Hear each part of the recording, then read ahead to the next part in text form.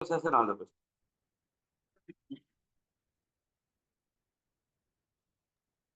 Sir sir கேக்குதா? கேக்குதுங்க Raju. Okay, all the best. Okay, thanks. ஜெயார்சியம் குடார்சியம் அனைவருக்கும் வணக்கம். இந்த ஜூம் தளத்துல தொடர்ந்து வந்து பார்த்தீங்கன்னா கடந்த ஒரு 4 முதல் 5 வருடங்களாக கிட்டத்தட்ட இந்த ஜூம் தளம் வந்து நமக்காக ஒரு மிகப்பெரிய அளவில் வந்து நிறைய லீடர்ஸை வந்து உருவாக்கிட்டு இருக்கு அப்படின்னு சொல்லலாம். என்ன அப்படின்னு பார்த்தோம்னா இந்த ஜூம் தளத்தோடைய முக்கியத்துவம் அப்படிங்கிறத பார்க்கும்போது இது வந்து ஒரு மிகப்பெரிய அளவில் வந்து நிறைய பேருக்கு வந்து நாலேஜை வந்து கிரியேட் பண்றதுல வந்து ஒரு பெரிய மாற்றத்தை உருவாக்குது அப்படின்னு சொல்லலாம். ஏன் அப்படின்னா ஆரம்ப காலத்துல வந்து கொரோனாக்கு முன்னாடி வரைக்கும் பார்த்தீங்கன்னா வெறும் பிசிக்கல் மீட்டிங் மட்டுமே நடத்திட்டு இருந்த நாம அதுக்கப்புறம் கொரோனா அப்படிங்கிற ஒரு நிலைமை வந்ததுக்கு அப்புறம் என்ன நடந்தது அப்படின்னு பார்த்தீங்கன்னா இந்த பிசிக்கல் மீட்டிங் நடத்துறதுக்கான வாய்ப்பு வந்து ரெஸ்ட்ரிக்ஷன் ஆனதுனால தடைப்பட்டதுனால இந்த ஜூம் மீட்டிங் அப்படிங்கிற ஒரு தளம் வந்து எல்லோருக்குமே பெரிய அளவில் வந்து உதவி பண்ணிச்சு.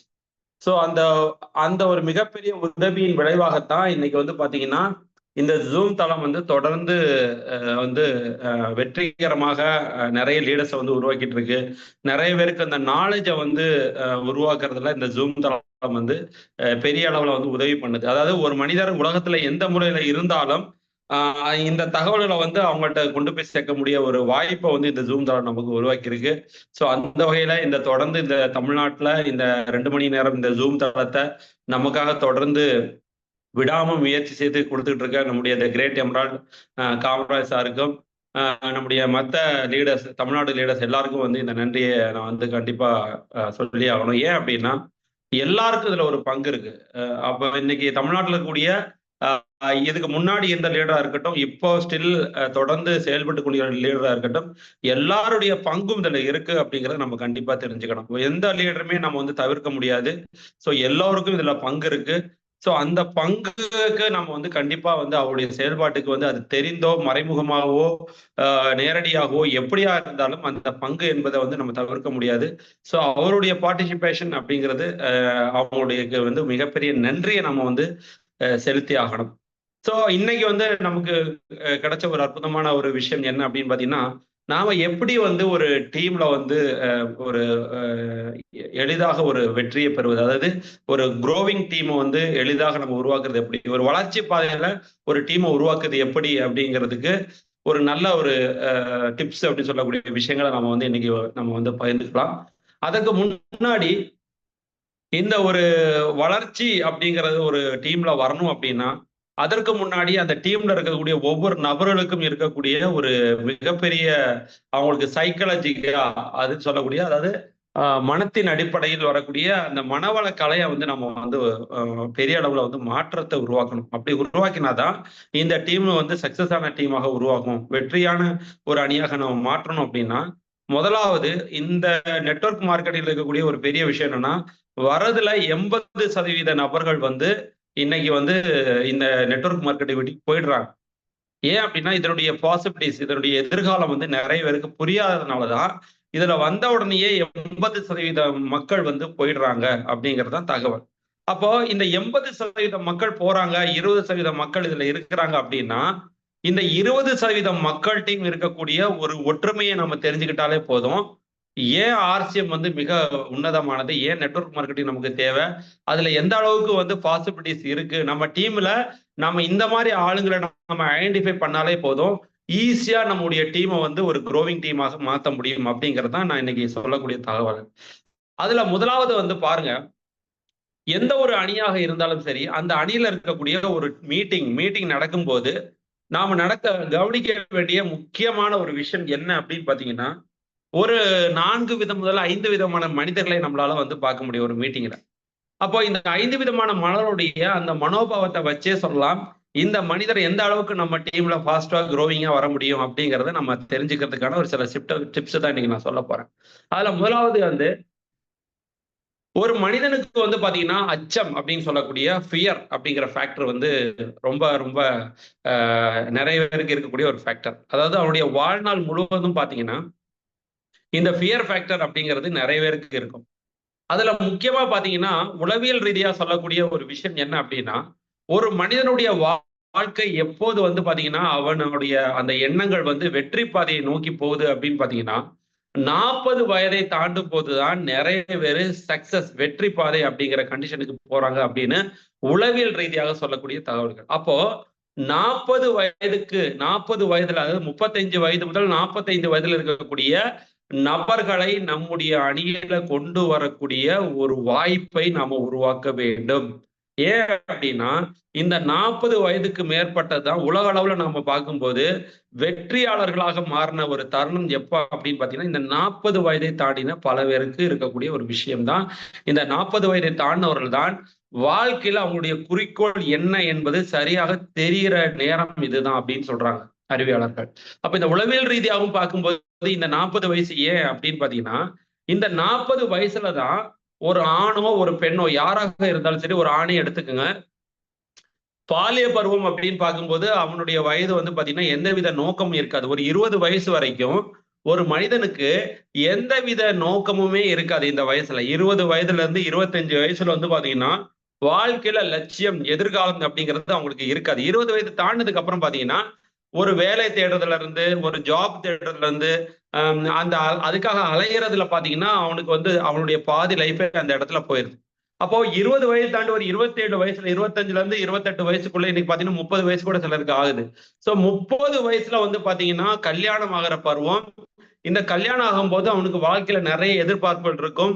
அந்த எதிர்பார்ப்புல 30ல இருந்து 40 வயசுக்குள்ள பாத்தீங்கன்னா அவங்களுடைய மனதுல வந்து பாத்தீங்கன்னா இந்த பாலியல் மோகம் என்பது, பால் உணர்வு என்பது மிக அதிகமா இருக்கும். அப்போ இந்த எண்ணத்துல இருக்கும்போது அந்த மனிதனுக்கு வந்து லட்சியம் என்பது அதிகமாக தெரியாது. அவனுடைய எண்ணங்கள் முழுவதுமே இந்த பாலியல் உணர்வுகளே அதிகமாக இருப்பதனாலதான் இந்த 40 வயசுக்கு அப்புறம் தான் இந்த பாலியல் உணர்வு வந்து வேற விஷயங்களை அவனுக்கு கன்வெர்ட் ஆகும்போது, அதாவது பௌதிக உடலுக்கு மேல இருக்கக்கூடிய எண்ணங்கள் மாறி வெளியே இருக்கக்கூடிய பொருட்கள் மேல அவனுடைய அந்த எண்ணங்கள் மாறும்போதுதான் அவன் தன்னுடைய லட்சிய பாதையை நோக்கி போகிறான் அப்படின்னு ஆராய்ச்சியாளர்கள் சொல்றாங்க. சோ அதனாலதான் 40 வயது என்பது நம்முடைய வாழ்க்கையில லட்சியத்தை நோக்கி உலகத்துல நம்ம யாரை எடுத்துக்கிட்டாலும் சரி, பெரிய பெரிய தலைவர்கள் எடுத்துக்கிட்டாலும் சரி, பெரிய பெரிய கண்டுபிடிப்புகள் கண்டுபிடிச்ச தலைவர்கள் இருந்தாலும் சரி, யாரை நாம எடுத்துக்கிட்டாலும் அவருடைய வாழ்க்கையில வந்து ஒரு டேர்னிங் பாயிண்ட் நடந்தது எப்போ அப்படின்னு பாத்தீங்கன்னா அது அந்த கிட்டத்தட்ட அந்த 40 வயதுக்கு பக்கத்துல தான் அவங்களுக்கு எல்லோருக்குமே வாழ்க்கையில ஒரு கவனத்தை செலுத்தக்கூடிய ஒரு நிலைமை ஏற்பட்டது எப்போ அப்படின்னு பாத்தீங்கன்னா இந்த 40 வயதை தாண்டும் போதுதான். அப்ப இந்த 40 வயதை தாண்டின நபர்கள்ல தான் வாழ்க்கையில லட்சிய பாதையை நோக்கி எய்ம் பண்றதுக்கான வாய்ப்புகள் உருவாகும். அப்போ நாம போக்கஸ் பண்ண வேண்டிய, அதாவது இளைஞர்களை போக்கஸ் பண்ணக்கூடாதுன்னு நான் சொல்லல.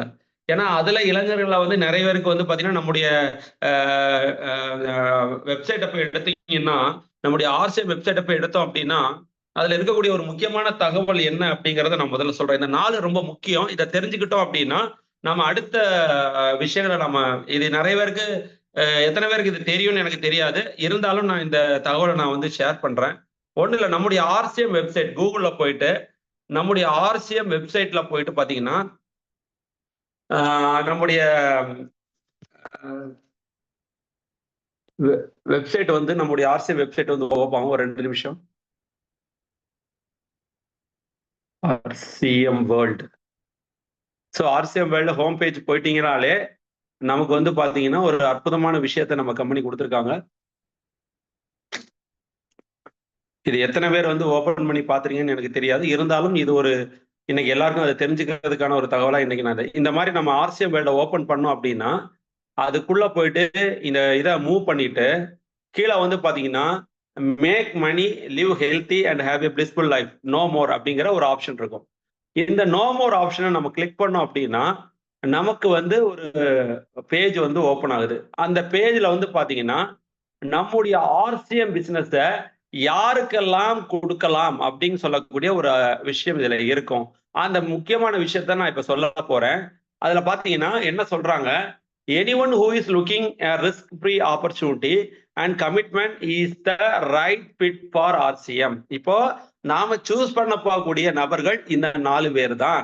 இவங்கள நம்முடைய அணியில நம்ம கொண்டு வந்தோம் அப்படின்னா நம்முடைய டீமை வந்து சரியான பாதையில கொண்டு போறதுக்கான வாய்ப்பு இருக்கு. அதைத்தான் நம்முடைய ஆர்சிஎம் வெப்சைட்ல போட்டிருக்காங்க. என்ன போட்டிருக்காங்க, a homemaker who wants to support her family in running the house and give their children a bright future. அதாவது ஒரு வீட்டு பெண்மணி கல்யாணமான பெண்மணி தன்னுடைய வீட்டுல இருக்கக்கூடிய கணவருக்கு ஒரு சப்போர்ட், தன்னுடைய வாழ்க்கையில தன்னுடைய வீட்டுல இருக்கக்கூடிய பொருளாதாரத்தை முன்னேற்றத்திற்கு தன்னுடைய பங்கை யாரெல்லாம் கொடுக்கணும்னு நினைக்கிறாங்களோ, தன்னுடைய குழந்தைகளுடைய எதிர்காலம் நன்றாக இருக்கணும்னு யாரு நினைக்கிறாங்களோ அவங்கள இதுல நம்ம கொண்டு வரலாம். இது ஒரு யாருக்கெல்லாம் எலிஜிபிலிட்டின்னு சொல்லக்கூடிய ஒரு ஆப்பர்ச்சுனிட்டியில பெண்களை கொண்டு வரலாம். அப்ப பெண்கள்னே சொல்லும் போது இந்த ஏஜ்ல இருக்கக்கூடிய பெண்கள் யாருன்னு பாத்தீங்கன்னா இந்த 35ல இருந்து 40 வயசுக்கு மேல இருக்கக்கூடிய பெண்களா தான் இருப்பாங்க. ஏன்னா இவங்களுக்கு தான் அப்பதான் வீட்டுல வந்து பாத்தீங்கன்னா ஒரு 25 வயசுக்கு அப்புறம் அவங்களுக்கு வந்து கல்யாணத்துக்கு அப்புறம் 35 வயசு வரை பாத்தீங்கன்னா குழந்தைகளை பாக்குறது, குழந்தைகளை வளர்க்கறது அப்படிங்கிற ஒரு எண்ணத்திலேயே அவங்களோட லைஃப் போகும். இந்த 35 வயசுக்கு அப்புறம் தான் குழந்தைங்க கொஞ்சம் கொஞ்சமா ஸ்கூல் படிப்புல இருந்து உயர்கல்வி நிலைக்கு போற நிலைமைக்கு வரும்போதுதான் இந்த ஸ்கூல் ஃபீஸ், இந்த மத்த விஷயங்கள் எல்லாம் அவங்களுக்கு கவனம் அதிகமாகும். அப்போ எதிர்காலம் குழந்தைகளுக்கு நன்றாக இருக்கணும், நம்முடைய வாழ்க்கை நன்றாக இருக்கணும், எதிர்காலத்துல கணவன் மனைவி நல்ல ஒரு ஒரு ஆரோக்கியமான வாழ்க்கையை வாழணும், ஒரு ஃபியூச்சர் வந்து ஒரு சுதந்திரமான வாழ்க்கை வாழணும், ஒரு பொருளாதார சுதந்திரம் அடைய ஒரு வாழ்க்கை வாழணும்னு நீ நினைக்கக்கூடிய ஒரு பெண்மணிக்கு வந்து இந்த எண்ணம் கட்டாயம் இருக்கும். இது யாருன்னு பாத்தீங்கன்னா இந்த 35ல இருந்து 40 வயசுக்கு மேலக்கூடிய பெண்மணிகளா இருப்பாங்க. அவங்க கண்டிப்பா ஒரு ஹோம் மேக்கரா இருப்பாங்க. சோ இவங்களுக்கு இந்த தன்னுடைய எதிர்காலம் நன்றாக இருக்கணும், தன்னுடைய குழந்தைகள் எதிர்காலம் நல்லா இருக்கக்கூடிய பெண்மணிகளை நாம இதுல கொண்டு வரலாம்.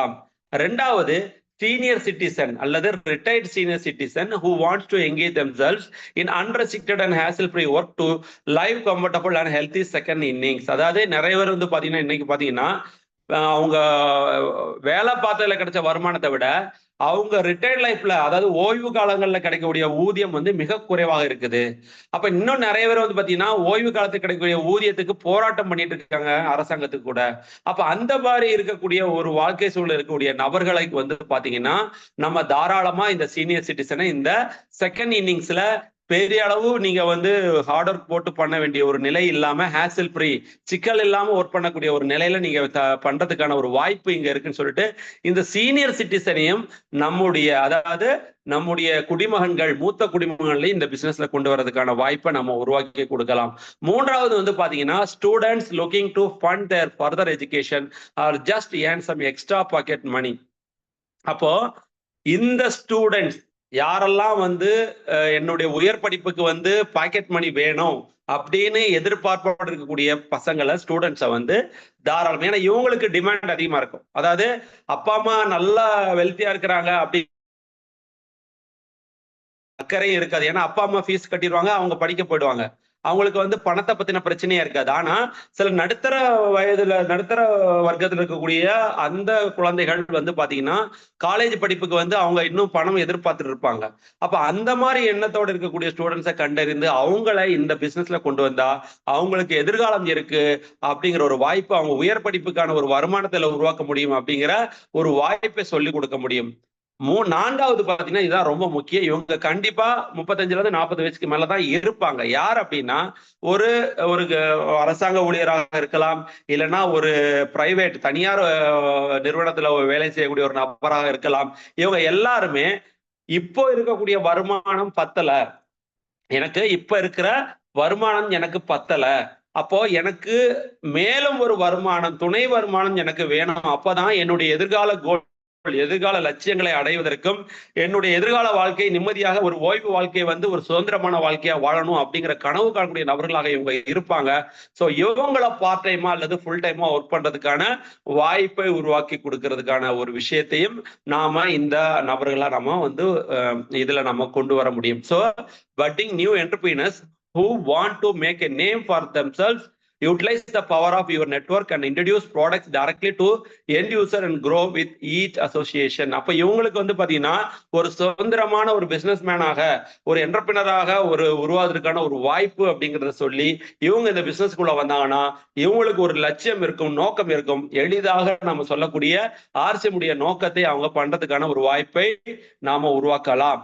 இதுல ரொம்ப முக்கியமா நம்ம அவங்களுக்கு சொல்ல வேண்டிய முக்கியமான விஷயம், 100% வெற்றிக்கான 3 சிம்பிளான எளிதான மந்திரம் என்ன அப்படின்னு பாத்தீங்கன்னா, first experience the product of RCM. அதாவது நம்ம தொடர்ந்து சொல்றோம் 100% பொருட்களை உபயோகிக்க வேண்டும். அவங்களும் அவங்க ஃபேமிலியில இருக்கிற எல்லாருக்கும் இந்த பொருள், அப்போதான் அவங்களுக்கு இந்த பொருள் மேல உள்ள நம்பிக்கை, கான்பிடன்ஸ் என்பது அதிகரிக்கும். அதற்காகத்தான் நம்ம இதை வந்து நம்ம ரொம்ப ரொம்ப இம்பார்ட்டன்ட் சொல்லுவோம். யாரு வந்தாலும் இந்த ஆர்சிஎம்ல இணையும் போது லட்சியத்தோடைய வாழ்க்கையில வந்து எதிர்காலத்தை நோக்கத்தோடு வர்றவங்க முதலாவது செய்ய வேண்டிய வேலை 100% பொருட்களை உபயோகிக்க வேண்டும். அப்படின்னா என்ன? டைமண்ட் கிளப்னு சொல்லக்கூடிய 5000 பிவியை இவர்கள் செய்ய தகுதி உடையவர்களாக மாற வேண்டும். அப்போ அவங்களும் யூஸ் பண்ணணும், அவங்க வீட்டில் இருக்கிற எல்லா நபர்களும் ஆர்சிஎம் பொருட்களை தொடர்ந்து யூஸ் பண்ணக்கூடிய உபயோகிக்கக்கூடிய நிலைக்கு அவங்கள மாறணும். இதுதான் வெற்றி பாதைக்கான முதல் படி அப்படிங்கிறத நம்ம அவங்களுக்கு புரிய வைக்கிறோம். அப்போ யாரு இணைஞ்சாலும் நீங்க 1000 ரூபாய்க்கு பொருள் வாங்கிங்க, 2000 ரூபாய்க்கு பொருள் வாங்குறேன்னு நம்ம வந்து அவங்க சேர்றதுக்காக நம்ம வந்து முயற்சி செய்வதை விட நம்ம டீம் சக்சஸ் ஆகணும் அப்படின்னா நம்ம டீம்ல வரக்கூடிய நபர் லட்சிய நோக்கத்தோட இருக்கணும். அந்த லட்சிய நோக்கம் இருக்கிற நபருக்கு வந்து 100% பொருள் யூஸ் பண்ணக்கூடிய நபரா இருக்கணும். அப்படி பண்ணாங்கன்னா கண்டிப்பா அவங்க 5000 பிவி அப்படிங்கிற கேட்டகரியில வருவாங்க. அப்போ 5000 பிவி அப்படிங்கிற கேட்டகரியில நம்ம டீம்ல ஒரு 10ல இருந்து 100 பேர் சேரும் போது ஒரு மாதம் 5 லட்சம் அப்படிங்கிற ஒரு பிசினஸ் வால்யூமை நம்மளால எளிதாக அடைய முடியும். அப்ப 5 லட்சம் பிசினஸ் வால்யூம் வந்ததுன்னா ஒருத்தர் ஸ்டார் அண்ட் அபவ் அப்படிங்கிற ஒரு கண்டிஷன், கிட்டத்தட்ட ராயல்டி அப்படிங்கிற ஒரு நிலைக்கு போகும்போது மாதம் குறைந்த கால அளவுல ஒரு 35 முதல் 40,000 ரூபாய் சம்பாதிக்கான வாய்ப்பை ஏற்படுத்தி கொடுக்க முடியும். அதனாலதான் இது ஒரு மிக சிறந்த சிம்பிள் ஸ்டெப்பா நம்ம கம்பெனி கொடுத்திருக்காங்க. அப்போ எளிதாக உங்க டீம் குரோ ஆகணும் அப்படின்னா நீங்க செய்ய வேண்டிய விஷயம், இந்த 4 நபர்கள் நம்முடைய அணியில கொண்டு வரணும். இந்த 4 நபர்களும் முதலாவது செய்ய வேண்டிய வேலை என்னன்னா 100% பொருட்களை உபயோகிக்க வேண்டும். இரண்டாவது, அவங்கள்ட்ட நம்ம சொல்ல வேண்டிய ஒரு விஷயம் என்னன்னா, நீங்க இந்த ஆப்பர்ச்சுனிட்டியை மத்தவங்களுக்கு உங்களுக்கு எப்படி நம்ம கொடுத்தோமோ அதே மாதிரி நீங்க ஒரு லிஸ்ட் எடுத்து, கான்டாக்ட் லிஸ்ட் எடுத்து உங்க கீழே இருக்கிற எத்தனை பேருக்கு இந்த மாதிரி உங்க டீம்ல 4 பேர் இந்த பெண்கள், இந்த வந்து ஓய்வு பெற்ற மூத்த குடிமகன்கள் அல்லது ஸ்டூடெண்ட்ஸ், இல்லைன்னா இந்த மாதிரி என்டர்பிரினர் அப்படின்னு சொல்லக்கூடிய பார்ட் டைமா வேலை பார்க்கக்கூடிய எண்ணத்தோட லட்சியத்தோட இருக்கிற நபர்களை உங்க லிஸ்ட்ல கொண்டு வாங்க. அவங்களையும் இதுல இணைய வச்சு இந்த பொருட்களை 100% உபயோகிக்க வைங்க அப்படிங்கிற அடுத்த விஷயத்த நம்ம சிம்பிள் ஸ்டெப்பா சொல்லலாம். மூன்றாவது, அவங்களுக்கு ஒரு டார்கெட், மந்த்லி டார்கெட். நீங்க எந்த டார்கெட்டுக்குள்ள வரீங்க? சோ நீங்க 1500 பிவி வந்தீங்கன்னா 6 மாதம் தொடர்ந்து வாங்கும்போது 1500 ரூபாய்க்கான பொருட்கள். நீங்க 2500 ரூபாய்க்கு பொருள் வாங்கினீங்கன்னா 2500 ரூபாய்க்கு ஃப்ரீயான பொருட்கள் 6 மாதம் முடியும் போது 8ஆம் மாதம் உங்க அக்கௌண்ட்ல வந்துடும். நீங்க 5000 பிவிக்கான பொருட்களை வாங்கினீங்கன்னா 5000 ரூபாய்க்கான பொருட்கள் உங்களுக்கு இலவசமாக 6ஆம் மாதம் கிடைக்கும் சொல்லிட்டு அவங்களுக்கு ஒரு டார்கெட்டை செட் பண்ணணும். இந்த டார்கெட்டை செட் பண்ணாம ஐடி மட்டும் போட்டா போதும், ஒரு 100 பிவி 200 பிவிக்கு வாங்கினா போதுன்னா அந்த நபர்கள் அந்த அணியில இருக்கதே வேஸ்ட் தான் நான் சொல்லுவேன். ஏன் அப்படின்னா உங்களுக்கு ஆக்டிவ் க்ரோயிங் ஃபாஸ்ட் டீம் வேணும் அப்படின்னா இந்த 3 சிம்பிள் மந்த்ராவை நீங்க ஃபாலோ பண்ணணும். இந்த 4 நபர்களும் உங்க அணியில கொண்டு வரணும். இந்த ஸ்டெப்ஸை நீங்க கரெக்டா ஃபாலோ பண்ணா உங்களுடைய டீம் அந்த டார்கெட்டுக்குள்ள இருக்கும். டார்கெட்டுக்குள்ள இருந்தா டைமண்ட் கிளப்புக்குள்ள வருவாங்க, இல்ல ப்ரீ டைமண்ட்குள்ள வருவாங்க, அல்லது கன்சிஸ்டன்ஸ் ஆஃபர்ல வருவாங்க. அவங்க யூஎல்பி ப்ரோக்ராம்ல வருவாங்க. அவங்க யூஎல்பி ப்ரோக்ராம்ல வர்றது மட்டும் இல்லாம புது நபர்களை யூஎல்பி ப்ரோக்ராம்ல கொண்டு வரதுக்கான வாய்ப்பும் உருவாகும். உங்க டீம் கொஞ்சம் கொஞ்சமா நீங்க நினைக்கிற காலத்துல எளிதாக ஒரு குரோவிங் டீமாக மாறும். உங்களுடைய வருமானம் ஆர்சிஎம்ல எளிதாக கிடைக்கிறதுக்கான வாய்ப்பு இதுல இருக்குது. அப்போ வெறும் 3 மாதத்துல உங்க டீம்ல, போன தடவை நம்முடைய ஸ்டார் பேர் நம்முடைய சுஜித் சார் சொன்னாரு, வெறும் 3 மாசத்திலேயே நம்மளால பேர்ல் அப்படிங்கிற ஒரு பின் லெவலை அடைக்க முடியும் அப்படின்னு சொன்னாரு. அதுக்கு ரொம்ப அழகான சிம்பிள் தான் சொன்னாரு. என்ன அப்படின்னா ஒரு மாதம் வந்து ஒரு நாளைக்கு ஒரு நபருக்கு நம்ம பிளான் ஷோ பண்ணாலே போதும். 30 நாளைக்கு 30 பிளான்ல வெறும் 10 நபர்களை கொண்டு வந்தாலே போதும், நம்முடைய டீமை வந்து நம்ம சக்சஸ்ஃபுல்லா கொண்டு வர முடியும். அப்போ ஒரு மாதத்துல உங்களுக்கு வந்து பாத்தீங்கன்னா ஒரு 10 நபர்கள் உங்களுடைய அணியில இணையறாங்க அப்படின்னா அந்த 10 பேரும் அதே மாதிரி 30 நபர்களை ஒரு நாளைக்கு பிளான் ஷோ அப்படிங்கிற காமிக்கும் போது அவங்க அணியில அடுத்த மாதம் 10 பேர் வரும்போது 3வது மாதத்திலேயே உங்க அணியில மிகப்பெரிய அளவுல எண்ணிக்கையில ஆளுங்க வருவாங்க. அந்த ஆளுங்க வந்தாங்களே போதும், உங்களுடைய டீம்ல 1000 நபர்களுக்கு மேல ஒரு தகுதியுடைய நபர்களாக உருவாகுங்க.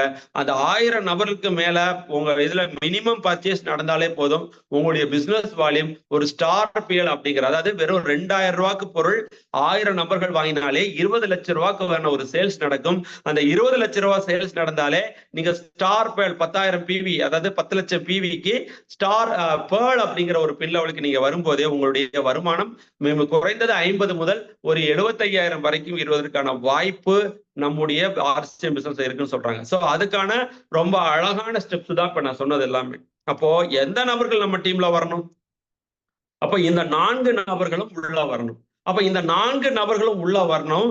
அதே நேரம் இந்த 3 சிம்பிள் ஸ்டெப்ஸும் நம்ம அணியில கட்டாயம் சொல்லணும். அப்போ யாரு நம்ம டீம்ல இணைஞ்சாலும் ஏதாவது ஒரு டார்கெட்குள்ள அவங்கள கொண்டு வந்தே ஆகணும். 1,500, 2,500, 5,000. அப்ப 5,000 கொண்டு வந்தா ரொம்ப சால சிறந்தது. இல்லைன்னா அவங்க ப்ரீ டைமண்ட் கிளப்ல வரணும். இல்லைன்னா 1,500 இந்த கிளப்புக்குள்ள நம்ம டீம்ல ஆளுங்க கொண்டு வந்தோம் அப்படின்னா நம்முடைய பிசினஸ் வால்யூம் சிம்பிளாக போகும். அப்போ யாரு இணைந்தாலும் அவங்க எந்த விதமான ஒரு பேருக்கு இணைஞ்சு ஏதோ ஒருத்தர் நம்ம சொல்லிட்டோங்கிறதுக்காக இணைஞ்சு நாம அவங்கள போர்ஸ் பண்ணி நீங்க பொருளை வாங்க அப்படின்னா அந்த நபர் நம்ம அணியை விட்டு காண போயிடுவாங்க, டெர்மினேட் ஆயிடுவாங்க. அதனாலதான் இன்னைக்கு 80% மக்கள் நம்முடைய அணியை விட்டு போறதுக்கான காரணம் என்ன அப்படின்னா அவங்களுக்கு இதனுடைய இம்பார்ட்டன்ஸ் தெரிவதில்லை. ஏன் இம்பார்ட்டன்ஸ் தெரிவதில்லை? இவங்க யாருமே அந்த 4 குரூப்ல இருக்கிறதே கிடையாது. அவங்களுக்கு தேவை அப்படிங்கிறதே இல்லை. ஏன் இல்லை அப்படின்னா மனிதர்கள்ல இருக்கக்கூடிய சில முக்கியமான பண்புகளை நாம தெரிஞ்சுக்கிட்டோம் அப்படின்னா யாரை நம்ம அணியில கொண்டு வரலாம் அப்படிங்கிற ஒரு சரியான ஒரு பதில் நமக்கு கிடைக்கும். ஏன்னா நம்ம ஒருத்தரை சேர்க்கிறோம், அவர் வந்து ஜாயின் பண்ணி பொருள் வாங்குறாரு, அதுக்கப்புறம் அவர் காணாம போயிறாரு அப்படின்னா எங்கேயோ ஒரு தப்பு நம்மள நடந்துருக்கு. அப்போ மனிதர்கள் இருக்கக்கூடிய சில குணாதிசயங்களை நம்ம தெரிஞ்சுக்கிட்டோம்னா யாரை நம்முடைய அணியில கொண்டு வரலாம், எந்த நபர் என்ன மாதிரி கண்டிஷன்ல இருக்கிறாரு அப்படிங்கறத பார்க்கலாம். முதலாவது ஒண்ணு இல்லை, நாம ஒரு மீட்டிங் நடத்துறோம் அப்படின்னா அந்த மீட்டிங்ல நாம கூப்பிடக்கூடிய நபர்கள் எத்தனை பேர் உற்சாகமா இருக்கிறாங்க அப்படிங்கிறத மட்டும் பார்த்தாலே போதும். எத்தனை பேர் உற்சாகமா இருப்பாங்க? ஒரு மீட்டிங்ல ஒரு விஷயத்த சொல்றோம் அப்படின்னா கைத்தட்ட சொல்றோம்னா எத்தனை பேர் கை தட்டுவாங்க? எல்லாருமே கை தட்டுவாங்கன்னா கிடையாது. ஏன்னா அதுல 1-2 பேர் தான் உற்சாகத்தோட கை தட்டுவாங்க. மத்த எல்லாருமே அந்த உற்சாகம் இல்லாம தான் இருப்பாங்க. அப்போ இந்த உற்சாகம் இல்லாம அவங்களுடைய எண்ணம் இங்க இல்லாம வேற ஏதோ எண்ணத்தோட அவங்க சில நபர்கள் நம்ம பார்க்கும்போது பாத்தீங்கன்னா இந்த மீட்டிங் ஆளுக்குள்ளதான் இருப்பாங்க. ஆனா அவங்களுடைய எண்ணங்கள் எல்லாமே வெளியே இருக்கு. அப்போ ஒரு நபருக்கு ஒரு பிளான சொல்றோம் அப்படின்னா அந்த நபருடைய எண்ணம் வந்து இதுக்குள்ள இன்வால்வ் ஆகி வராம அவர் வேற எங்கேயோ இருக்கிறார் அப்படின்னா அந்த மாதிரி நபர்கள் கிட்ட என்ன பிரச்சனை இருக்குது அப்படின்னா இந்த நபர்கள் எல்லோருமே ஒரு விதமான அச்சத்தில் வாழ்ந்து கொண்டிருக்கிறார்கள். யார் இந்த நபர்கள்? இவர்கள் வறுமைக்கு போய்விடுவோமோ அப்படின்னு புவர் அப்படிங்கிற நான் வந்து ஏழை ஆக்கி விடுவோம் அப்படிங்கிற அச்சத்தில் வாழக்கூடிய நபர்கள். இவர்களுக்கு வாழ்க்கையில எந்த விதமான லட்சியமும் இருக்காது. அப்போ இந்த மாதிரி நபர்களை நம்ம எப்படி கண்டுபிடிக்கிறது அப்படின்னா இந்த மாதிரி நபர்கள் ஒரு அலட்சிய போக்குல தான் இருப்பாங்க. இவங்களை எப்படி கண்டுபிடிக்கிறது அப்படின்னு பாத்தீங்கன்னா வாழ்க்கையில முன்னேறணும் அப்படிங்கிற ஆர்வம் இவங்களுக்கு அறவே இருக்காது.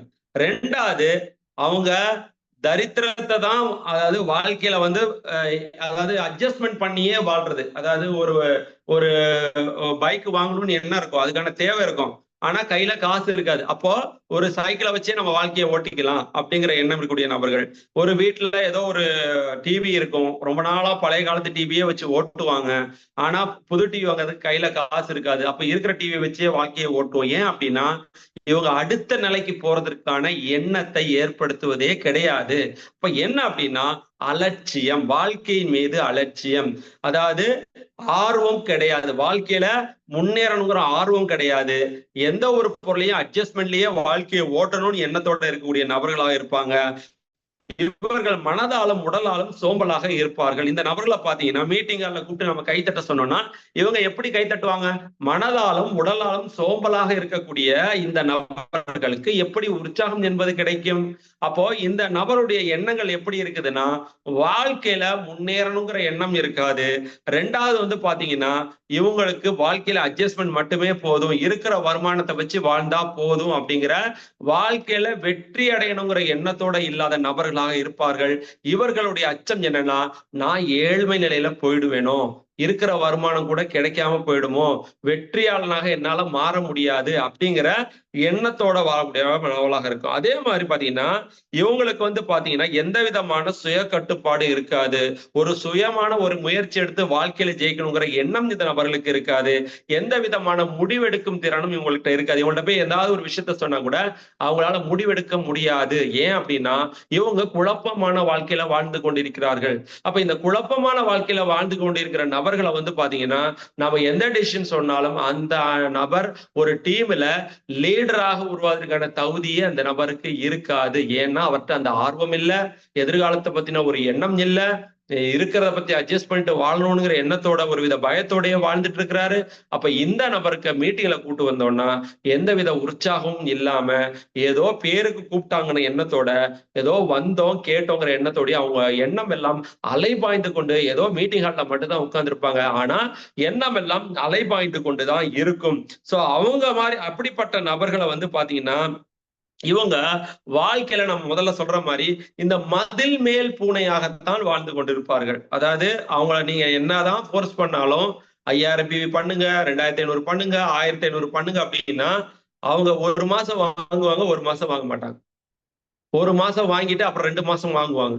அப்புறம் பாத்தீங்கன்னா ஆள் இருக்காது. அப்புறம் பாத்தீங்கன்னா அவங்க இருக்கிற இடமே தெரியாம ஏன் அப்படின்னா இதுல எனக்கு என்ன கிடைக்க போகுது? ஏதோ மீட்டிங் கூப்பிட்டு என்ன உட்கார வைக்கிறாங்க, இவங்க என்னெல்லாமோ சொல்றாங்க. இது எதுவுமே அவங்க மைண்டுக்குள்ள ஏறல அப்படின்னா முதலாவது அவங்களுக்குள்ள அந்த அச்சம் முதல்ல வெளியே போனா மட்டும்தான் நாம சொல்றதை அவங்க கேட்பாங்க.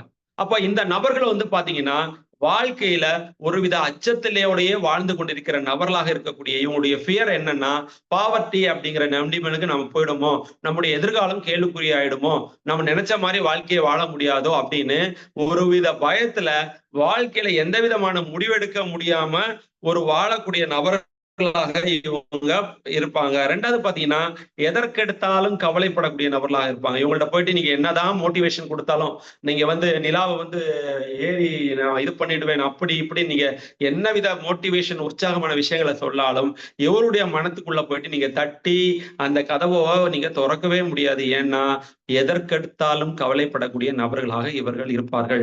இந்த நபர்களை போயிட்டு நீங்க மோட்டிவேஷன் 1000 கொடுத்தாலும் அது விழலுக்கு கிடைத்த நீராகத்தான் வீணாக போகுமே தவிர அவங்களுடைய மனத்துக்குள்ள போயிட்டு இது உற்சாகத்தை கொடுக்காது. ஏன்னா சதா நேரம் கவலைப்பட்டுக்கிட்டு தான் இருப்பாங்க.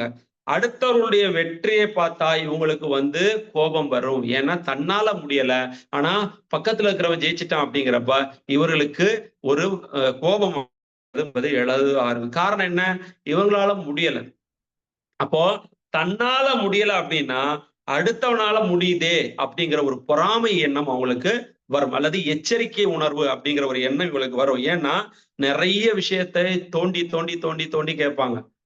கேட்டு கேட்டு கேட்டு கேட்டு அதுல அவங்களுக்கு திருப்தியே இருக்காது. எத்தனை தடவை ப்ராடக்ட் நாலேஜ் கொடுத்தாலும் அவங்களுக்கு மைண்ட்ல நிக்காது. ஏன்? அவங்க அதை அப்சர்வ் பண்ற கண்டிஷன்ல உள்வாங்கக்கூடிய நிலைமையில இல்ல.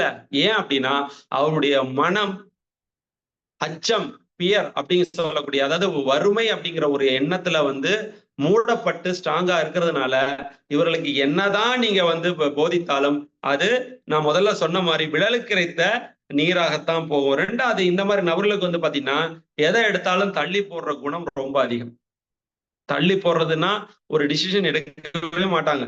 நாளைக்கு பண்ணிக்கலாம், நாளன்னைக்கு பண்ணிக்கலாம்.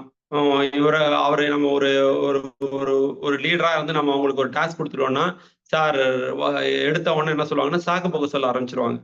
சார் எங்க அப்பாவுக்கு உடம்பு சரியில்லை, எங்க மாமியாருக்கு உடம்பு சரியில்லை, எங்க பக்கத்து வீட்டுல பிரச்சனை, எங்க வீட்டுல பிரச்சனை, எங்க வீட்டம்மாவுக்கு பிரச்சனை, எங்க குழந்தைகளுக்கு பிரச்சனை அப்படின்னு ஏதாவது ஒரு காரணத்தை சாக்கு போக்கா சொல்லக்கூடிய நபர்களா தான் இருப்பாங்க. ஏன் அப்படின்னா இவங்களுக்கு சாக்கு போக்கு மட்டும் சொல்றது மட்டுமே தான் வேலையாவே இருக்குமே தவிர அந்த ஒரு விஷயத்தை போய் முடிவெடுத்து செய்யணும் அப்படிங்கிற எண்ணம் இந்த நபர்களுக்கு வராது. அப்போ இந்த நபர்கள் நம்முடைய அணியில இருந்தாலும் இவர்கள் 100% பொருட்கள் உபயோகிக்கிறது என்பது கேள்விக்குறி. ரெண்டாவது இவங்க லிஸ்ட் எடுத்து ஆளுங்களை கூப்பிடுவாங்கிறது கேள்விக்குறி. மூன்றாவது இவங்க ஒரு டார்கெட்டுக்குள்ள வருவாங்கிறதே ரொம்ப யோசிக்க வேண்டிய கண்டிஷனுக்கு போயிடுவாங்க. ஏன் அப்படின்னா இவர்களுடைய இந்த பயத்தை மீறி வெளியே வருவது என்பது கேள்விக்குறியாக இருக்கிறது.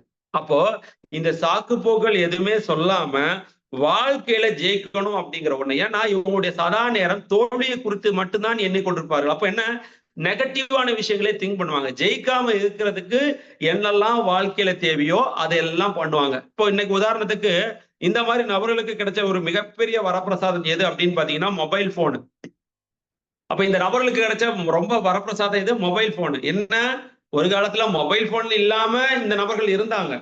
ஆனா அவங்களுக்கு இத்தனையே டைம் வேஸ்டேஜ் கிடையாது. ஆனா இன்னைக்கு அவங்களுக்கு டைமை ஸ்பெண்ட் பண்றதுக்குன்னே மொபைல் போனு, அதுலயே தொடர்ந்து உட்கார்ந்து இந்த சோசியல் மீடியால உட்கார்ந்து தேவையற்ற விஷயங்களை கவனித்து அதுல நெகட்டிவான விஷயங்களை மைண்டு போய் அவங்க எதிர்மறையான வாழ்க்கையில ஜெயிக்காம இருக்கிறதுக்கான பதிலை சொல்லக்கூடிய நபர்களாக மாறிக்கொண்டிருப்பார்கள். அவங்களுக்கு ஒரு டார்கெட் கொடுத்தா கூட அவங்க அது சரியில்லை, லொட்டு லொசுக்கு, டீம் லீடர் சரியில்லை, மேல இருக்கிறவர் சரியில்லை, கீழே இருக்கிறவர் சரியில்லை, நீங்க எனக்கு அதை பண்ணி கொடுக்கல அப்படின்னு நம்மளை எதிர்கேள்வி கேட்கக்கூடிய நபர்களாக மாறுவார்கள். காரணம் என்னன்னா, இவர்களுக்கு இந்த முடிவெடுக்கும் திறன் என்பது அறவே இல்லாமல் போறதுனாலதான். சோ அப்ப இந்த வாழ்க்கையில புறமிட்டு ஓடுறதுக்கு வேணா அவங்களுக்கு டைம் இருக்குமே தவிர அதை எதிர்த்து நின்று சமாளிச்சு ஜெயிக்கணும் அப்படிங்கிற எண்ணம் இந்த நபர்களுக்கு அறவே வராது. இந்த நபர்கள் எந்த மீட்டிங்ல கூப்பிட்டாலும் உற்சாகம் இல்லாம இருப்பாங்க. அப்ப நம்ம ஆர்சிஎம்முடைய ஒரு மீட்டுடைய ஒரு மிக முக்கியமான விஷயம் என்னன்னா ஒரு உற்சாகம். அந்த ஒரு உற்சாகம் நம்ம தமிழ்நாடு அணி உலகத்துல எந்த மீட்டிங்ல ஆர்சிஎம்முடைய எந்த மீட்டிங்ல இந்தியா ஃபுல்லா நடந்தாலும் அந்த இடத்துல போய் உற்சாகத்தை காமிக்கணும். அந்த மேடையில போய் என்ன வேணிக்கணும். அந்த மாதிரி எத்தனை பேர் நம்ம காமிக்கிறோம்? அப்ப அந்த அத்தனை பேரும் காமிக்கலன்னா அவங்களுக்குள்ள ஒரு கூச்சம் ஒளிஞ்சுக்கிட்டு இருக்கு, அவங்களுக்குள்ள ஒரு பியர் ஒளிஞ்சுக்கிட்டு இருக்கு, அவங்களுக்குள்ள ஒரு தயக்கம் ஒளிஞ்சுக்கிட்டு இருக்கு. அவங்க எதையோ பார்த்து பயப்படுறாங்க. அவங்க பயந்து பயப்படுறதுல ஒரு பயம் இந்த வறுமை அப்படிங்கிற பயம்தான். அப்போ எந்த மீட்டிங்ல போனாலும் உற்சாகத்தை காணிக்கக்கூடிய நபர்கள் அன்னையில இருந்து இன்னைக்கு வரைக்கும் இருக்கிறாங்கன்னா ரியல் லீடர்ஸ் அப்படின்னு நம்ம சொல்ல முடியும். தன்னுடைய வாழ்க்கையில எந்த சூழ்நிலையும் எந்த பிரச்சனை வந்தாலும் தன்னுடைய உற்சாகத்தை மட்டுமே குறைக்காமல் ஒரு லீடர் தொடர்ந்து டீமை வழிநடத்தி கொண்டு போகிறார்னா அந்த உற்சாகம் அந்த டீம்ல இருக்கிற எல்லா நபர்களையும் தொற்றிக்கொள்ளும். அப்போ எந்த ஒரு டீம்ல உற்சாகம் அதிகமா இருக்கிறதோ அந்த டீம் எளிதாக முன்னேற்ற பாதையில் சென்று கொண்டிருக்கும். ஏன், அந்த உற்சாகம் என்பது ஒரு டீம்ல எல்லாருக்கும் வரும்போது அந்த பயம் என்பது அந்த டீம்ல இருந்து விலகிவிடும். அப்ப பயம் அப்படிங்கிறது டீமை விட்டு வெளியே விலகிருச்சு அப்படின்னா ஆட்டோமேட்டிக்கா உள்ள ஜெயிக்கிறதுக்கான மோட்டிவேஷன் உள்ள வந்துடும். எதற்கு பயப்படணும்? அப்போ வாழ்க்கையில ஜெயிக்கிறதுக்கான வாய்ப்பு இங்க இருக்குதுங்கிறத 100% நம்ம நினைக்கும் போது வெற்றிக்கான பாதையை நாம நேர்மறை எண்ணத்தோட நம்ம அணுகும் போது நம்முடைய மனம் முழுவதும் அந்த வைப்ரேஷனோடு இருக்கும்போது உற்சாகம் என்பது எளிதாக நம்முடைய மனத்துல வந்துவிடும். அப்போ எந்த அணியில உற்சாகம் தொடர்ந்து இருக்கிறதோ, எந்த அணி உற்சாகத்தை தொடர்ந்து தக்க வைத்து அந்த டீம் லீடரும் மற்றுள்ள நபர்களும் அதை தொடர்ந்து அந்த டீமுக்காக அந்த உற்சாகத்தோட செயல்படுறாங்களோ அந்த அணிதான் வெற்றி பாதையில போகும் அப்படிங்கிறத நம்ம முதல்ல புரிந்து கொள்ள வேண்டும். அப்போ இந்த அணியில இருக்கக்கூடிய லீடர் ஒரு எடுத்துக்காட்டான லீடராக இருப்பாங்க. அப்ப எடுத்துக்காட்டாக இருக்கக்கூடிய லீடர்கிட்ட எந்த அளவுக்கு உற்சாகம் இருக்குதோ, எந்த சூழ்நிலையிலையும் எந்த பிரச்சனை தன்னுடைய வாழ்க்கையில நேர்ந்தாலும் இந்த உற்சாகத்தை மட்டும் தன்னுடைய அணிக்கு குறையாமல் கொடுக்கக்கூடிய லீடர் இருக்கக்கூடிய அணி பாத்தீங்கன்னா வெற்றி பாதையை எளிதாக அடையக்கூடிய அணியாக மாறும் அப்படிங்கிறத நம்ம தெரிஞ்சுக்கணும். அப்போ இந்த அச்சம் என்பது நம்முடைய வாழ்க்கையில பாத்தீங்கன்னா பலகீனம். அப்ப இந்த வறுமை அப்படிங்கிற ஒரு அச்சத்தை நம்ம எப்போ இது பண்ணி போறோமோ அப்பதான் நம்முடைய வாழ்க்கை இதாகும். இப்ப இந்த அச்சத்தோட இருக்கிற நபர்கள் எல்லாமே பணத்தை நோக்கி ஓடுகிற மனிதர்கள். இந்த நபர்கள் யாருமே வாழ்க்கையில ஒரு பணக்காரன், அதாவது ஒரு பணக்கார நிலை, ஒரு பணக்கார மனநிலை அல்லது ஒரு ஆன்மீக நிலை அப்படிங்கிறது ஒரு மனிதனுக்கு எப்ப வருதுன்னா அவனுடைய மனதுல பயம் என்பது விலகும் போது மட்டும்தான் அவனுடைய எண்ணங்கள் உயரிய எண்ணங்களாக மாறும். அப்போ ஒரு மனிதன் பணக்காரன் ஆகணும்னா அவனுடைய முதலாவது எண்ணங்கள் உயரிய சிந்தனைகளாக மாற வேண்டும். அவனுடைய எண்ணங்கள் நேர்மறையை நோக்கி போக வேண்டும். அப்ப நேர்மறை எண்ணத்தோடும் உயரிய சிந்தனையை நோக்கி எந்த மனிதன் ஸ்டெப், அதாவது நடை தொடங்குகிறானோ அந்த மனிதன் பணக்காரனாக மாறுவான். இதை நான் சொல்லல, இதை வாழ்க்கையில வெற்றி அடைந்த பல பணக்காரர்களுடைய வாழ்க்கையில நடந்த ஒரு உண்மையான விஷயத்தை தான் இப்ப நான் சொல்றேன். அப்போ இவர்கள் எல்லோரும் வாழ்க்கையில் ஜெயிக்கும் போது எத்தனை சோதனைகள் வந்தாலும், எத்தனை இடர்பாடுகள் வந்தாலும், எத்தனை பிரச்சனைகள் நடந்தாலும், அந்த பிரச்சனைகளை எல்லாமே வந்து பாத்தீங்கன்னா உற்சாகத்துடன், நேர்மறை எண்ணத்துடன், உயரிய நோக்கத்துடன் அதை தொடர்ந்து அதை வந்து அவங்க தொடர்ந்து கடந்து வந்ததன் விளைவுதான் இன்னைக்கு வாழ்க்கையில உலகத்துல மிகப்பெரிய உயர்நிலை கூடிய மனிதர்களாக இன்னைக்கு மாறி இருக்காங்க. அப்போ அதற்கெல்லாம் காரணம் எதிர்மறை எண்ணத்தை நோக்கி இவர்கள் போகாமல் இருந்ததுதான். இந்த அச்சத்தை அவர்கள் விலக்கியதன் காரணமாக தான். இந்த ஐயம், அச்சம், தயக்கம் இது எல்லாமே வந்து பாத்தீங்கன்னா நெகட்டிவ் எண்ணங்கள். அப்ப இந்த எண்ணங்கள் இல்லாத ஒரு மனிதனால் தான் வாழ்க்கையில் உயரிய நிலையை அடைய முடியும். இந்த ரிச் அப்படின்னு சொல்லக்கூடிய பணக்கார, இப்ப எல்லாருக்குமே அந்த எண்ணம் இருக்குது. நான் ஆர்சிஎம் ஏன் பண்றேன்? ஆர்சிஎம்ல வருமானம் எனக்கு வேணும். ஆர்சிஎம்ல வருமானத்தின் மூலமாக என்னுடைய எதிர்காலம் நான் நினைக்கக்கூடிய பொருளாதார நிலை அடைய வேண்டும். பொருளாதார சுதந்திரத்தை நான் அடைய வேண்டும். நான் ஒரு 5 வருஷத்துக்கு அப்புறமோ இல்ல ஒரு 10 வருடங்களுக்கு அப்புறமோ என்னுடைய வாழ்க்கையை நான் சுதந்திரமா வாழணும். யாரையும் சார்ந்து நான் இருக்கக்கூடாது. என்னுடைய பேங்க் பேலன்ஸ் அதிகமாக இருக்கணும். நான் நினைச்ச நேரத்துல எந்த ஊருக்கு வேணாலும் நான் வந்து பயணம் பண்ணணும். நான் நினைச்ச ஏதாவது எனக்கு ஒரு பொருள் தேவைன்னா அதை வாங்கக்கூடிய ஒரு கொள்ளளவுல அல்லது கெப்பாசிட்டியில நான் இருக்கணும்.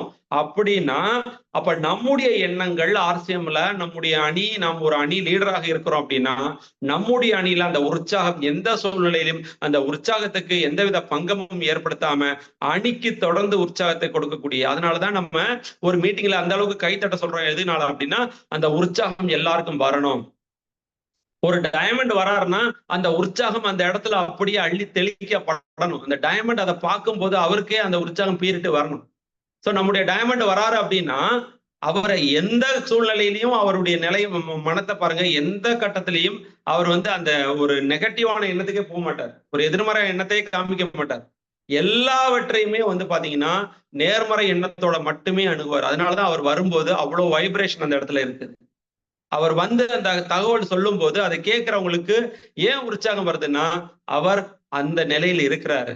அப்போ ஒரு நபர் ஒரு ஆரோக்கியமான ஒரு உற்சாக நிலையில இருக்கக்கூடிய நபர் சொல்ல விஷயத்தை கேட்கிறோம் அப்படின்னா நமக்கும் அந்த வைப்ரேஷன் பத்திக்கிட்டோம், அது நம்ம உடம்புல ஏறும், நேர்மறை எண்ணங்கள் நம்முடைய வந்து அது கவரும், நமக்கும் அந்த உற்சாகம் அதிகரிக்கும்.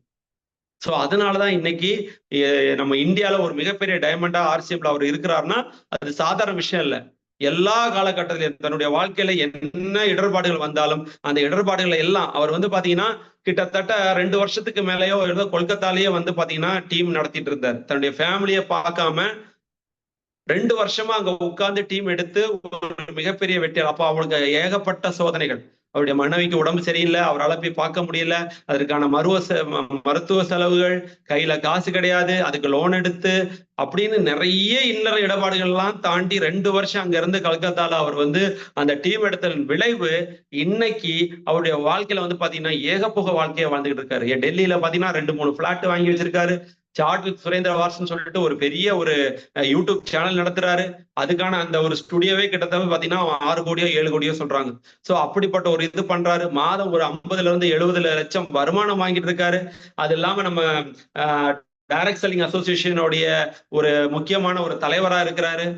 சோ இந்த மாதிரி நிறைய விஷயங்கள், கவர்மெண்ட்டுக்கு வந்து நம்முடைய கைட்லைன்ஸ் சொல்லக்கூடிய ஒரு முக்கியமான பதவியில இருக்கிறாரு இப்படின்னு சொல்லலாம். இதெல்லாம் எப்படி கிடைச்சதுன்னா அவருடைய வாழ்க்கையில இந்த ஒரு ஃபியர் அப்படிங்கிற ஒரு நிலைமை வரும்போது அந்த ஃபியரை அவர் வந்து அடுத்த நிலைக்கு கொண்டு போய் இதை தாண்டி நம்மளால வாழ முடியும், நமக்கு இந்த அச்சம் இந்த பயம் எதுவும் தேவையில்லைங்கிற எண்ணம், அவருக்கு நெகட்டிவ் எண்ணங்கள் எதுவும் வராம வெற்றி உற்சாகத்தோட இந்த விஷயத்தை நம்ம பண்ணுவோம்னு அவர் நினைத்ததன் விளைவுதான் இன்னைக்கு டைமண்ட் அப்படிங்கிற ஒரு நல்ல ஒரு நிலையில இருந்து இன்னைக்கு வந்து பாத்தீங்கன்னா மாதம் நம்ம சொல்ல முடியாத அளவுக்கு வருமானத்தை வாங்கி அவருடைய வாழ்க்கையை எங்கேயோ போயிட்டு இருக்கு.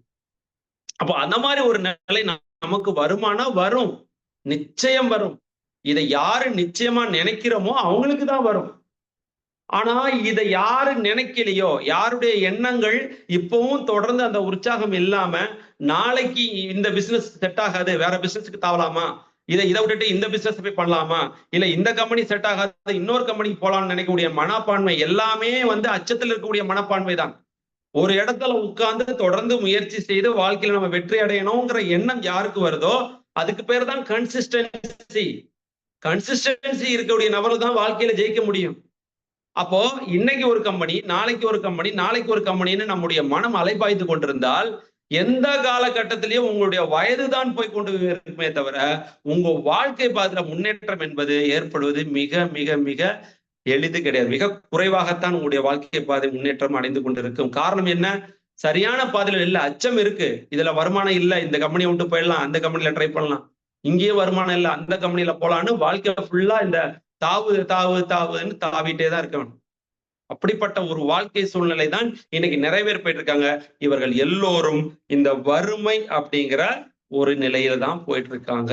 அப்ப இந்த வறுமை அப்படிங்கிற ஒரு நிலையில இருந்து நாம போனோம் அப்படின்னா ஒரு மனிதனை மாற்றுவது எது அப்படின்னா பணம் தான். பணம் தான் நம்முடைய வாழ்க்கையில மிகப்பெரிய வித்தியாசத்தை காட்டுகிறது. அப்ப இந்த பணம் இல்லை அப்படின்னா இந்த உற்சாகம் என்பது எப்படி வரும்? அப்ப இந்த உற்சாகம் என்பது வேண்டும் என்றால் ஒரு மனிதனுக்கு பணம் என்பது முக்கியம். அப்போ ஒரு பணம் இருக்கக்கூடிய ஒரு நபரும் ஒரு பணம் இல்லாத நபரும் ஒரு இடத்துல நம்ம பாக்குறோம் அப்படின்னா ரெண்டு பேருடைய உற்சாகத்தோட அளவு பார்க்கும்போது பணம் இருக்கக்கூடிய நம்மளுடைய உற்சாகம் அதிகமா இருக்கும். அந்த பணம் இல்லாத ஏழையுடைய எண்ணம் அடுத்த வேலைக்கு எப்படி வாழ்றதுங்கிற அந்த கவலையோட தான் நம்முடைய வாழ்க்கை போய் கொண்டிருக்கு. அப்போ அந்த பணம் வேணும் அப்படின்னா முதலாவது அவர் mindset is very important. நம்முடைய மனோபக்குவம், மனோநிலை என்பது மிக முக்கியம். அப்போ ஆரம்ப காலத்துல வெறும் நம்முடைய கிரேட் சுரேந்திர வாட்சியை நம்ம எடுத்துக்கும் போது வெறும் 500 ரூபாய்க்காக இந்த பிசினஸ்குள்ள வந்தாரு. வெறும் ஒரு சைக்கிள் எடுத்து பல கிலோமீட்டர்கள் போயிட்டு வெறும் ஒரு ஷர்ட் பிட்ட மட்டும் சேல்ஸ் பண்ணாரு. அப்ப அவருக்கு வருமானம் என்னவா இருக்கும்? ஒரு 100 ரூபா, ஒரு 200 ரூபா, ஒரு 300 ரூபா கூட சில சமயத்துல வருமானமே இருக்காது. ஆனாலும் அந்த வருமானம் இல்லை என்றாலும் அவருடைய மைண்ட் செட் என்பது எப்படி இருந்ததுன்னா இந்த நிலையும் மாறும் அப்படிங்கிற ஒரு பாசிட்டிவ் மைண்ட் செட். அவர் அச்சப்படவில்லை. என்னடா இது வருமானமே இல்லாம இந்த பிசினஸுக்கு லோ நம்ம அலைகிறோம்னு அவர் நினைக்கல. அவர் அந்த வருமானம் வந்தாலும் 500 ரூபா வருமானத்துக்காக உள்ள வந்தவர் இன்னைக்கு 50 லட்சம் வாங்குறாரு. அப்ப என்ன? அவர் ஆரம்ப காலத்துல என்ன மனோநிலையில இருந்தாரோ அதே மனோநிலையில தான் இன்னைக்கு இருக்கிறாரு. அப்ப அதனாலதான் அவரால் அந்த உயர்நிலைக்கு போக முடிஞ்சது. அதே மாதிரி நம்முடைய ஆர்சிஎம் பிசினஸ்ல நமக்கு வெற்றி டீம், நம்ம வெற்றியான ஒரு குரோவிங் டீம் வேணும், அது இமிடியேட்டா வேணும் அப்படின்னா நம்முடைய அணியில இருக்க நபர்களை நாம கவனிக்கணும். அதற்கு தகுதியுடைய நபராக நாம முதல்ல மாறணும். நம்மகிட்ட அந்த உற்சாகம் இருக்கணும், நம்மகிட்ட அந்த ஃபியர் இருக்கக்கூடாது. அப்போ பணம் தான் ஒரு மனிதனை அந்த உற்சாகத்தை கொண்டு வருதுன்னா அந்த பணத்துக்கான மனோநிலைக்கு நாம போகணும். அப்ப அந்த மனோநிலை எப்போ நமக்கு வருதோ அப்பதான் நாம ஒரு சக்சஸ்ஃபுல் மேனா நம்ம வர முடியும். ரெண்டாவது இருக்கக்கூடிய ஒரு பெரிய அச்சம் மனிதர்களுக்கு என்ன அப்படின்னு பாத்தீங்கன்னா விமர்சனம். இந்த விமர்சனம் அப்படிங்கிற பாத்தீங்கன்னா யாராவது எதையாவது சொல்லிடக்கூடாது அப்படிங்கிற ஒரு பயம் இருக்கக்கூடிய நபர்கள் நிறைய பேர் நம்மளை சுத்தி இருக்கிறாங்க.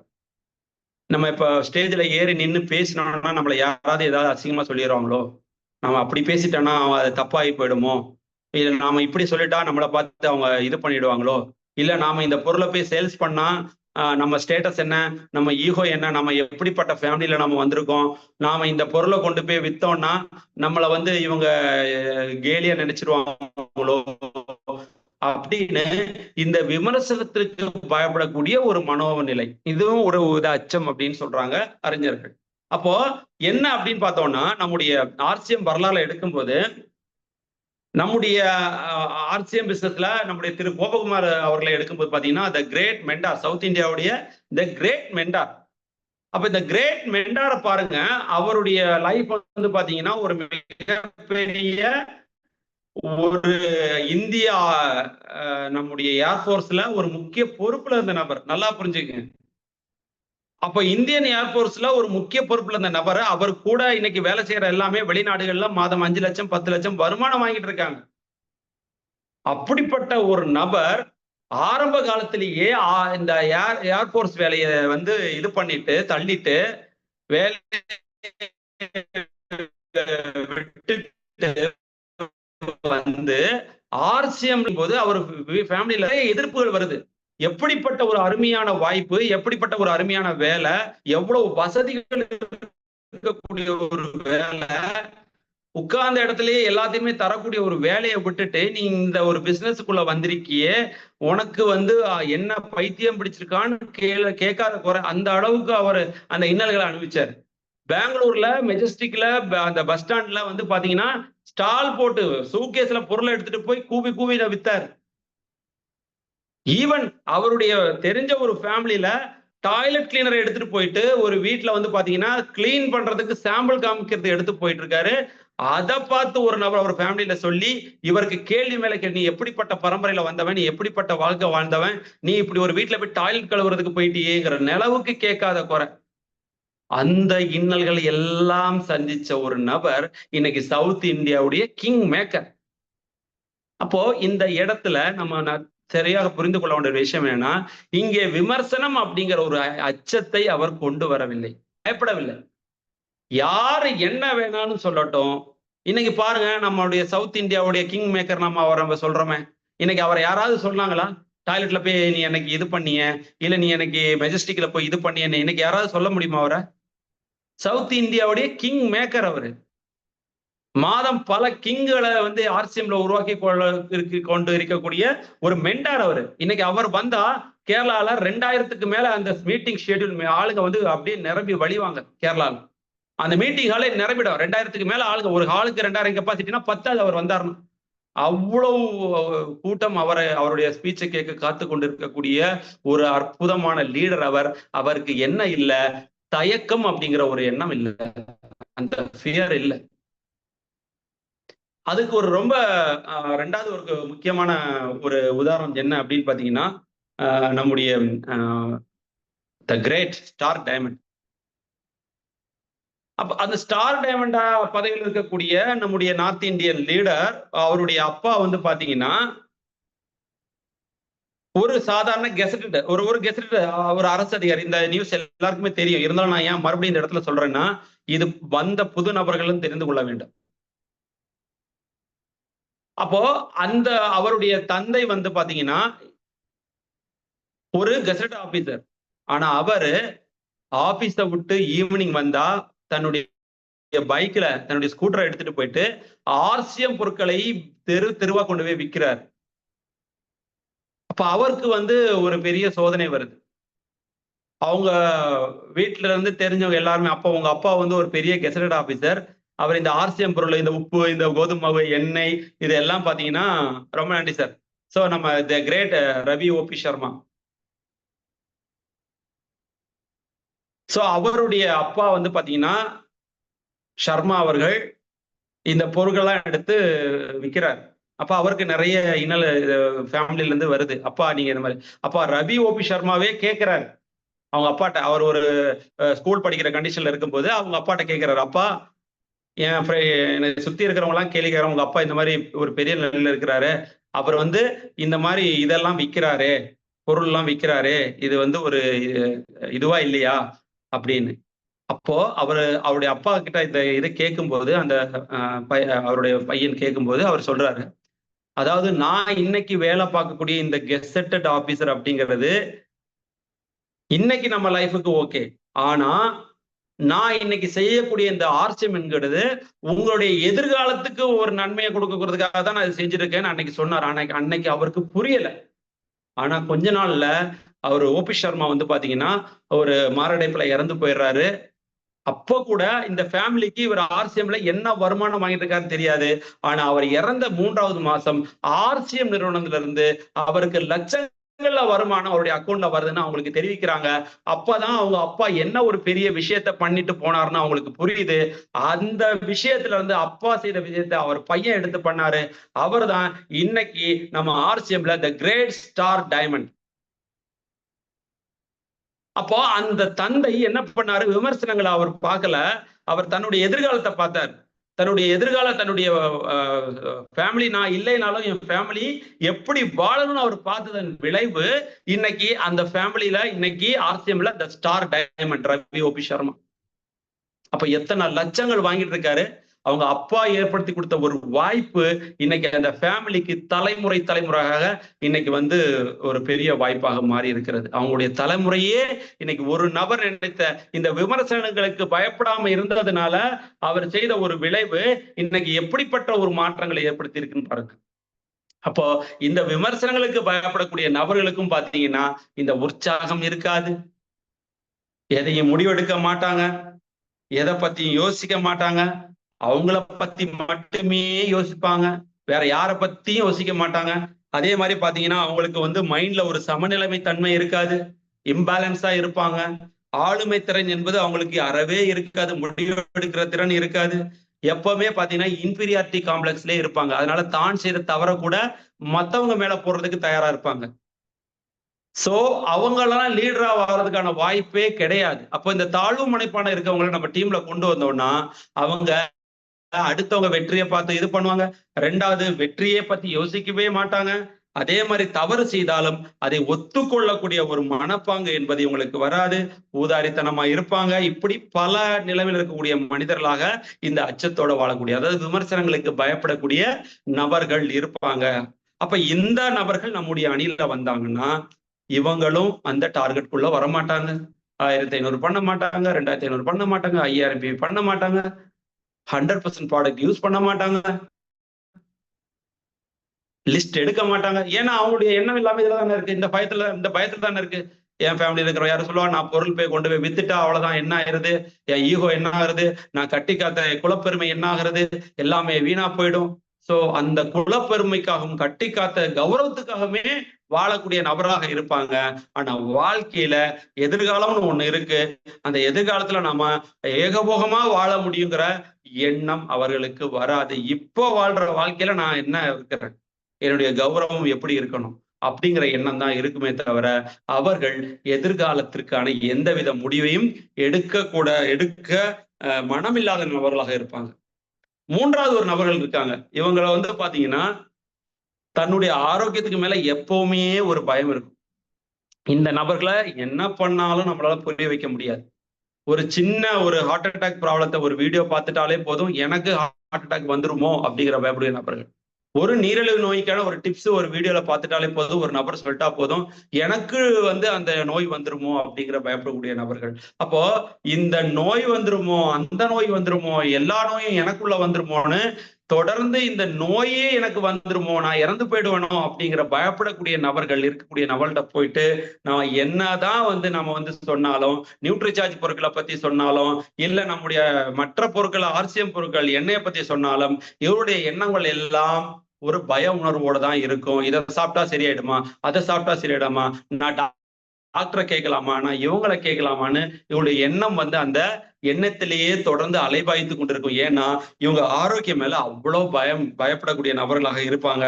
சோ இந்த மாதிரி நபர்கள் வந்து பாத்தீங்கன்னா அவங்களுக்கு உடம்புல வந்து அந்த நோயே எளிதாக வரக்கூடிய நிலைமைக்கு அவங்க மாறிடுவாங்க. ஏன் அப்படின்னு பாத்தீங்கன்னா இந்த நபர்கள் வந்து பாத்தீங்கன்னா எந்த விதமான தன்னாலோசனையும் கேட்கவே மாட்டாங்க, எதிர்மறையாவே பண்ணுவாங்க. அவங்களுக்கு வந்து இதை சாப்பிட்டுக்கலாம், நீங்க இந்த நியூட்ரிஷன் பொருளை எடுத்துக்கிட்டீங்கன்னா உங்களுடைய வாழ்க்கை நல்லா இருக்கும், உங்க ஹார்ட் ப்ராப்ளத்துக்கு இதாயிடும் அப்படின்னா கேட்கவே மாட்டாங்க.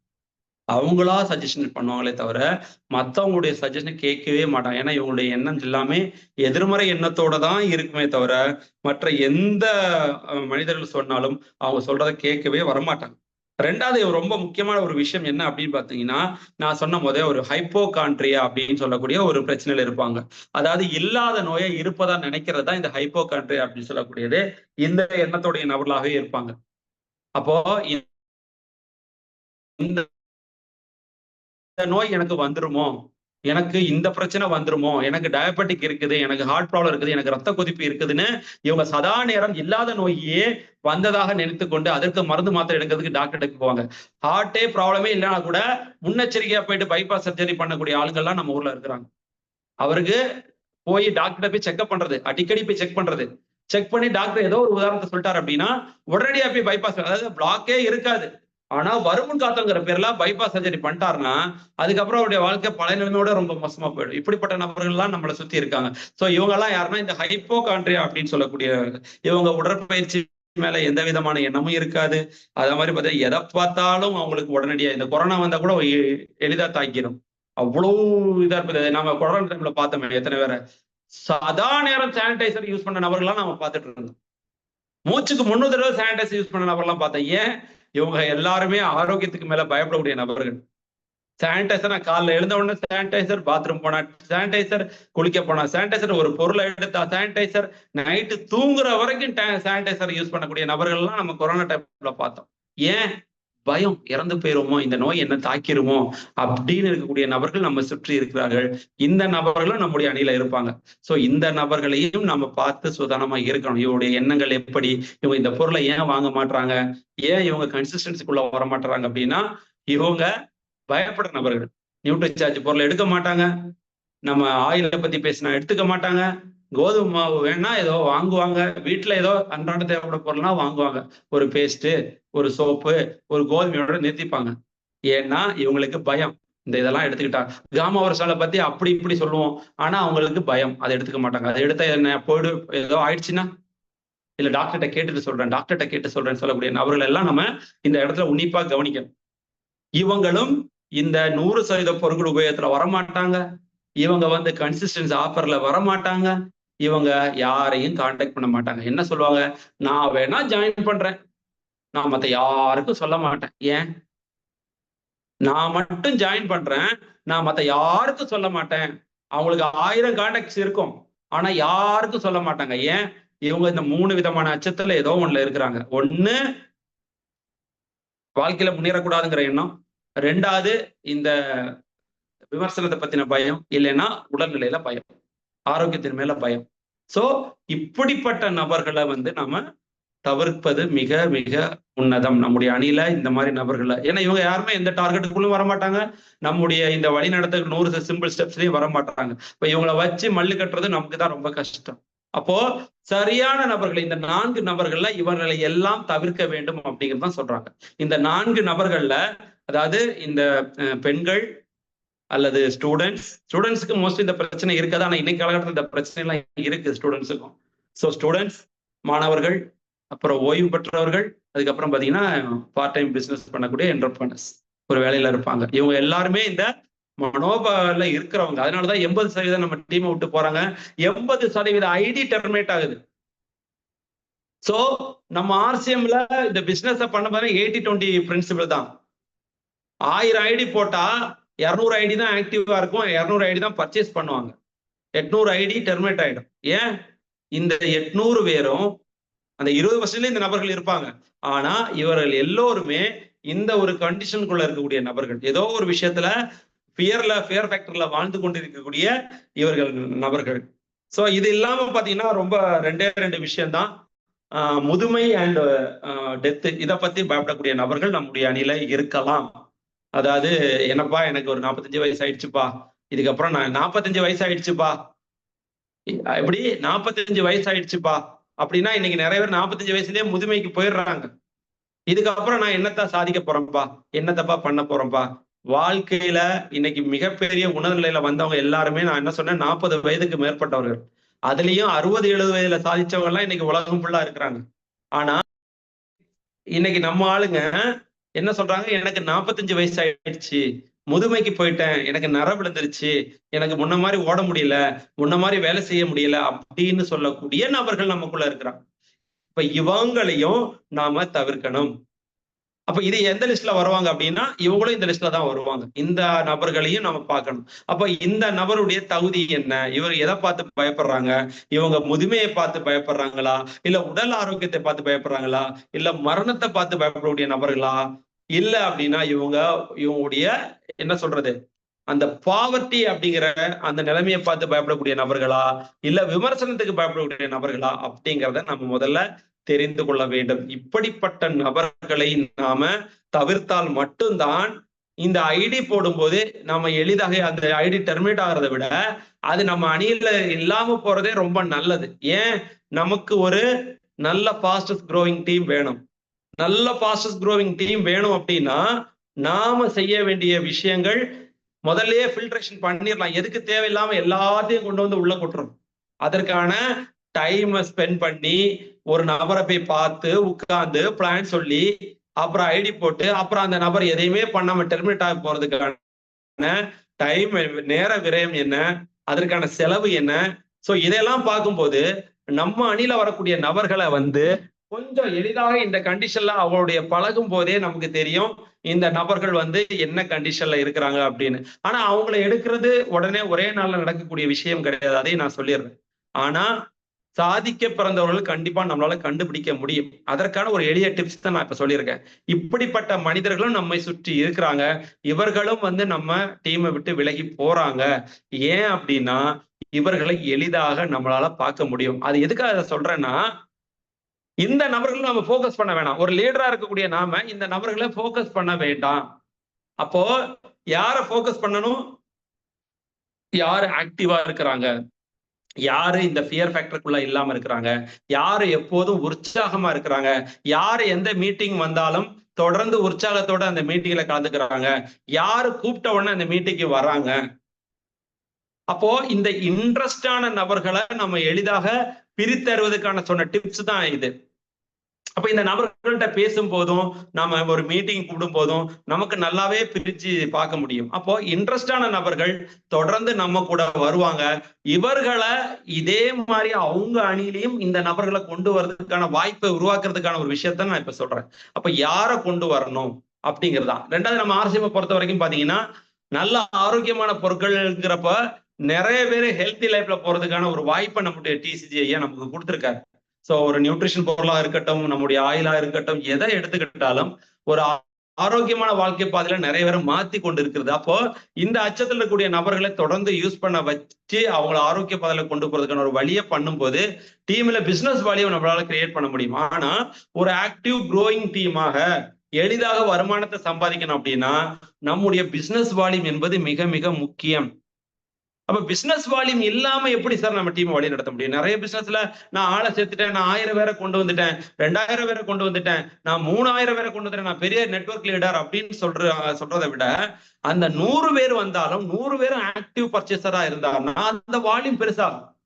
அப்ப அந்த 100 பேரும் 5000 பிவி செய்யும் போது 5 லட்சம் பிவி வர்றதை விட 1000 பேர் இருக்கிற டீம்ல 5 லட்சம் பிவி வர்றதை விட 100 பேர் இருக்கிற டீம்ல 5 லட்சம் வர்றது ஈஸி க்ரோயிங். அப்போ இந்த 100 பேரை போக்கஸ் பண்றதுதான் நமக்கு வேணும். இந்த 100 பேரையும் உற்சாகமா உடைய நபர்களாக மாற்றுவதும் இந்த நபர்களை அடுத்தடுத்த மீட்டிங் நம்ம கொண்டு வரோம். அப்போ இவங்க எல்லாம் எங்க கொண்டு வரணும்? ஒரு ஹோம் மீட்டிங்ல கொண்டு வரணும். ஹோம் மீட்டிங்ல இருந்து கண்டுபிடிச்சு ஒரு ஷாப் மீட்டிங் கொண்டு வரணும். ஷாப் மீட்டிங்ல இருந்து ஒரு மிகப்பெரிய நடக்கக்கூடிய யூஎல்பி மீட்டிங்ல கொண்டு வரணும். யூஎல்பி மீட்டிங்ல இருந்து டெல்லியில நடக்கக்கூடிய மிகப்பெரிய ஆனிவர்சரி அல்லது சவுத் இந்தியா ப்ரோக்ராம், கேரளால நடக்கக்கூடிய சவுத் இந்தியா ப்ரோக்ராம், இந்த மீட்டிங்ல இவங்களை கொண்டு வந்தா இவங்களுடைய உற்சாகத்துடைய அளவு மிகப்பெரிய அளவுல இருக்கும். அப்ப இந்த மாதிரி லீடர்களை நம்ம டீம்ல கண்டுபிடிக்கணும். அவங்களுக்கு போக்கஸ் பண்ணுங்க. என்ன போக்கஸ் பண்ணணும்? 100% ப்ராடக்ட் யூசேஜ். அதேதான், மறுபடியும் சொல்றேன், 100% ப்ராடக்ட் யூசேஜ். ரெண்டாவது பாத்தீங்கன்னா டீம் லிஸ்ட் எடுக்கணும். அவங்களுக்கு ஒரு என்ன இருக்கணும்? நம்ம 6 பேசிக்ஸ் தான். என்னது? அவங்களுக்கு ஒரு 100% ப்ராடக்ட் யூசேஜ் அண்ட் ஷேரிங் ரொம்ப இம்பார்ட்டன்ட். ஏன் சார் ஷேரிங் பண்ணணும்? ஜெயிக்கணும்னா ஷேரிங் பண்ணணும். யான் பெற்ற இன்பம் பெருகை வையகம். அப்போ நான் யூஸ் பண்ணி நான் நல்லா இருக்கேன், அப்ப இது மத்தவங்களுக்கும் கிடைக்கணுங்கிற அந்த நேர்மறை எண்ணம் அந்த நபருக்கு இருக்குங்கிறதுனாலதான் அவர் ஷேர் பண்றாரு. சார் நான் வாங்குவேன், ஆனா நான் யாருக்கும் சொல்ல மாட்டேன். நான் பொருள் வாங்குவேன், என்னாலலாம் மத்தவங்கள்ட்ட சொல்ல முடியாது அப்படிங்கிற நபர் என்னன்னா அந்த நபர் நான் சொன்ன அறிகுறியில இருக்கிறார். அந்த நபர் நான் சொன்ன அறிகுறியில இருக்கிறாரு. அவருக்கு பயம் இருக்கிறது வாழ்க்கையில. ஏதோ ஒரு விதத்துல அவங்க ஏதோ ஒரு விஷயத்து மேல பயத்தோட வாழ்கிறாங்க. அவங்க யாருக்கும் ஷேர் பண்ண மாட்டாங்க. அப்ப யாரு ஷேர் பண்றாங்கன்னா நேர்மறை எண்ணம், வாழ்க்கையில ஜெயிக்கணும், எந்த காலகட்டத்திலயும் என்னால உற்சாகம் இருந்து வாழ்க்கையில ஜெயிக்க முடியும்னு நினைக்கிற நபர் ஷேர் பண்ணுவாங்க. அப்ப ஷேரிங் இஸ் வெரி இம்பார்ட்டன்ட். அப்ப 100% product usage and sharing. Next என்ன? Dream list and prospect list. இது ரொம்ப முக்கியம். அப்ப ட்ரீம் லிஸ்ட் என்ன? உங்களுக்கு என்ன தேவை? அதுதான் ட்ரீம் லிஸ்ட். என்ன தேவை? எனக்கு சொந்தமா ஒரு வீடு வேணும், இது ஒரு ட்ரீம் லிஸ்ட். எனக்கு ஒரு மிகப்பெரிய கடன் இருக்கு, ஒரு 5 லட்சம் கடன் இருக்கு, இந்த கடனை நான் அடைக்கணும், இது ட்ரீம் லிஸ்ட். எனக்கு ஒரு கார் வேணும், நல்ல ஆரோக்கியமான என்ன ஃபேமிலியை மட்டுமே ஒரு ட்ரிப்புக்கு கூட்டு போறதோ இல்ல ஒரு டூருக்கு கூட்டு போற அளவுக்கு ஒரு பெரிய கார் எனக்கு ஆசை, இது ட்ரீம் லிஸ்ட். எனக்கு ஒரு மிகப்பெரிய ஒரு எண்ணம் இருக்கிறது, ஒரு பெரிய இடத்தை வாங்கி அதுல ஒரு மிகப்பெரிய அளவுல ஒரு வியாபாரத்தை பண்ணணும், இது ட்ரீம் லிஸ்ட். நம்ம மிஸ் சார் சொல்றாரு, மிஸ் சுகுமார் சார் சொல்றாங்க, இன்னோவா கார் அவருடைய ட்ரீம் லிஸ்ட். அவருடைய ஃபேமிலியும் நம்ம ஆர்சிஎம் டீம்ல இருக்கிற மெம்பர்ஸ் எல்லாத்தையும் கூப்பிட்டு போகணும்னு ஒரு ஆசை. ஸோ அவருடைய ட்ரீம் லிஸ்ட். அப்போ இன்னோவா கார் வேணும். அப்போ இது ஒரு நியாயமான ஒரு எண்ணம். அப்போ ஒவ்வொருத்தருக்கும் வாழ்க்கையில ஒவ்வொரு நீட் இருக்கும். குழந்தைகளை படிக்க வைக்கணும், மிகப்பெரிய படிப்பு படிக்க வைக்கணும், அதுக்கு வருமானம் வேணும். அப்படிங்கிற அந்த ட்ரீம் லிஸ்ட் நீங்க எழுதணும். அது ரொம்ப முக்கியம். நிறைய பேர் எழுதுறது இல்ல. நிறைய பேர் மைண்ட்ல வச்சுட்டு அலையிறாங்க. இன்னைக்கு நினைக்கிறது நாளைக்கு ஞாபகம் இல்லை நிறைய பேருக்கு. அது முக்கியமா ஆண்களுக்கு. இன்னைக்கு நினைக்கிறது நாளைக்கு ஞாபகம் இல்லை. அப்ப எப்படி உங்க ட்ரீமை மைண்ட்ல வச்சுக்கிட்டு நீங்க ஓடுவீங்க? அப்ப டெய்லி நீங்க உங்களுடைய ட்ரீம் லிஸ்ட்டை எடுத்து பார்க்கணும். அப்பதான் உங்க கோல் என்னன்னு தெரியும். நீங்க எதை பார்த்து ஓடுறீங்கன்னு தெரியும். லட்சியம் இல்லாத பாதையில யாராலையும் போக முடியாது உலகத்துல. லட்சியம் உள்ள மனிதனுக்கு மட்டும்தான் வாழ்க்கை, அவனுடைய டார்கெட் என்ன அப்படிங்கிறது அவனுக்கு தெரியும். லட்சியம் இல்லாம நீங்க எந்த டார்கெட்டையும் அடைய முடியாது. அப்போ அந்த எண்ணம் நமக்கு வேணும். அப்ப அந்த எண்ணம் வேணும்னா நம்முடைய ட்ரீம் லிஸ்ட் சரியாக இருக்கணும். அந்த ட்ரீம் லிஸ்ட் டெய்லி எழுதணும். இன்னைக்கு என்ன பாக்குறோமோ அதை எழுதுங்க. எனக்கு ஒரு சாதாரணமா ஒரு பைக் வேணும், இந்த ராயல் என்ஃபீல்டு பைக் பாக்குறீங்களா, உங்களுடைய மனசுல அது ஒரு இதுவா வருதா, இது வாங்கணும்னு என்ன வருதா, எழுதுங்க. தப்பு கிடையாது. எழுதி வைங்க. கண்டிப்பாக எழுதக்கூடிய விஷயங்களுக்கு சக்தி இருக்கிறது. அது ஒரு நாள் நிஜமாக மாறும். சோ நம்முடைய எண்ணங்களுக்கு ஒரு மிகப்பெரிய சக்தி இருக்கிறது. இது உண்மை. எண்ணங்களுக்கு உருவம் கொடுக்கும் போது அந்த உருவம் ஒரு நாள் ஒரு எப்படி சொல்றது, ஒரு உண்மையான உருவமாக நம்ம கண்முன்ன வந்து நிக்கும். அதற்கு அவ்வளவு சக்தி இருக்கிறது. ஆனா அதை தொடர்ந்து நம்ம பார்க்கணும். நம்ம மைண்ட்ல ஏத்தணும். ஆள் மனதுக்குள்ள அதை ஏத்தணும். இது வேணும், எனக்கு இது வேணுங்கிற அந்த தீவிர ஆர்வம் வேணும். எந்த ஒரு மனது தீவிர ஆர்வத்தோட இருக்கிறதோ அது தன்னுடைய பாதையை அடையும். இது உண்மை. அப்ப அந்த தீவிர ஆர்வம் இருக்கிற மனம்தான் வாழ்க்கையில ஜெயிக்கும். அந்த ஆள் மனது தான் ஜெயிக்கும். அந்த மைண்ட் செட் தான் ஜெயிக்கும் அப்படின்னு தான் அறிவியலாளர்கள் சொல்றாங்க. அப்போ அது வேணும். ரெண்டாவது ப்ராஸ்பெக்ட். நீங்க உங்களுடைய கனவு அடைகிறதுக்கு ப்ராஸ்பெக்ட் லிஸ்ட் ரொம்ப முக்கியம். யாரெல்லாம் உற்சாகத்துடன் ட்ரீம், அதாவது வாழ்க்கையில ஜெயிக்கணும்னு எண்ணத்தோட இருக்கிறாங்களோ அவங்க ஜாயின் பண்ண வித்தின் 1 or 2 வீக்ஸ்ல 500 பேருடைய லிஸ்ட் கண்டிப்பா எழுதியிருக்கணும் அவங்களுடைய நோட்ல. இது ரொம்ப முக்கியம். இதை நம்ம லீடர்ஸ் எல்லாருமே தொடர்ந்து சொல்லக்கூடிய விஷயம். நீங்க ஒரு டீம்ல ஜாயின் பண்ணிட்டீங்க, ஒரு லட்சிய பாதையோட இருக்கிறீங்க, வாழ்க்கையில ஜெயிக்கணும், உங்களுக்கு ட்ரீம் இருக்குன்னா அந்த ட்ரீமான அந்த கோலை அடையணும்னா உங்களுடைய லிஸ்ட் கண்டிப்பா பெருசா இருக்கணும். அது 500 பேர் கொண்ட லிஸ்டா இருக்கணும். ஃபர்ஸ்ட் 2 வாரத்துக்குள்ள. அது எப்படி எழுதலாம்? அது நீங்க தனியா உட்கார்ந்து எழுதலாம், உங்க மனைவியை உட்கார வச்சு எழுதலாம், உங்க குழந்தைகளை உட்கார வச்சு எழுதலாம். ஏன்னா உங்களுக்கு தெரியாத பேர் கூட அவங்களுக்கு தெரியும். அவங்களுக்கு தெரியாத பேர் கூட உங்க வீட்டுல இருக்கிற பசங்களுக்கு தெரியும். ஒரு அடையாளம் வச்சு உங்க ஃபேமிலில இருக்கிறவங்க சொல்லுவாங்க, ஒரு குண்டு மாமா, ஒரு மீசை வச்ச மாமா, ஒரு தலை நிறைய முடி இருக்கக்கூடிய ஆண்டி அப்படின்னு ஒரு உருவம் வச்சு சொல்லுவோம், அவங்க பேர் ஞாபகம் வரும்.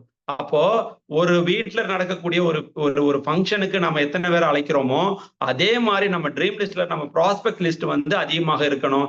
அப்ப 500 பேரோட லிஸ்ட் உங்க நோட்ல இருக்கணும். ஜாயின் பண்ண 2வது வாரத்துல இந்த 500 பேர்லயே நீங்க யாருன்னு பார்க்கவே கூடாது. தெரிஞ்சவங்க, தெரியாதவங்க, பால் போடுறவங்க, காய்கறி போடுறவங்க, உங்களுக்கு எதிரியா இருந்தா கூட அவங்க நம்பர் கூட எழுதி வைக்கணும். பேர் தயவு செஞ்சு எழுதுங்க. இவன் பண்ணுவான், இவன் பண்ண மாட்டாங்கிற எண்ணத்தை ஓரமா ஒதுக்கிட்டு உங்களுக்கு யாரையெல்லாம் தெரியுமோ, உங்க போன் புக்ல எத்தனை பேருடைய பேர் லிஸ்ட் இருக்குதோ அத்தனை பேருடைய பேரும் அந்த நோட்ல எழுதணும். அதுக்கப்புறம் தரம் பிரிக்கலாம். ஆனா முதல்ல அதை எழுதணும். அதுக்கப்புறம் தான் யாரு நான் சொன்னா புரிஞ்சுப்பாங்க அவங்கள முதல்ல கால் பண்ணணும். அதாவது நம்ம லீடர்ஸ் எல்லாமே சொல்லுவாங்க, எனக்கு ஒரு 5 பேரை தெரியும், அந்த 5 பேருக்கு என்ன தெரியும், இது முதல்ல 10 பேர் லிஸ்ட். இதை வந்து முதல்ல எடுக்கணும்.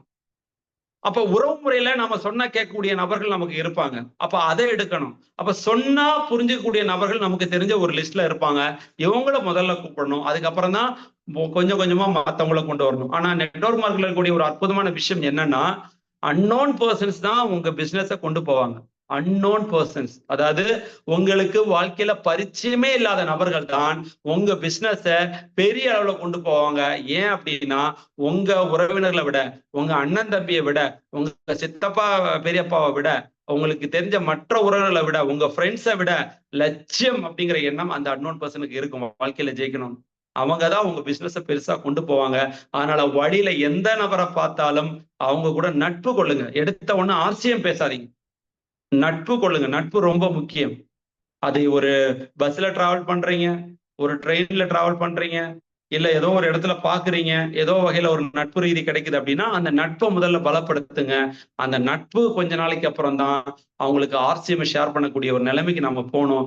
எடுத்த உடனே ஆர்சிஎம் ஷேர் பண்ணக்கூடாது. அப்போ நட்பை பலப்படுத்தி நம்முடைய ஆர்சிஎம் ஷேர் பண்ணோம்னா எதுக்காக ஷேர் பண்றோம்? நம்ம நல்லது பண்றதானே ஷேர் பண்றோம். நல்ல பொருளை கொடுக்க தானே ஷேர் பண்றோம். சோ இது ரொம்ப முக்கியம். அப்போ ப்ராஸ்பெக்ட் ரொம்ப முக்கியம். 2வது வந்து பாத்தீங்கன்னா கான்டாக்ட் அண்ட் இன்வைட் ரொம்ப முக்கியம். அப்போ அந்த நபரை ஃபோன் பண்ணணும். ஃபோன் பண்றதுங்கிறது ரொம்ப ரொம்ப அற்புதமான கலை.